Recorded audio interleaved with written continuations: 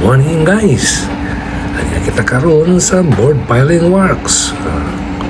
Boring machine doing simultaneously together with a limited space and a limited distance between each of them. So board piling work is now doing boring.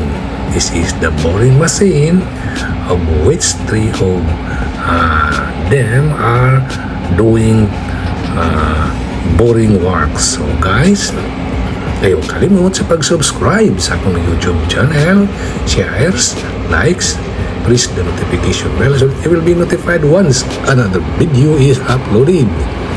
So in this activity, safety is not neglected. There should be safety precaution.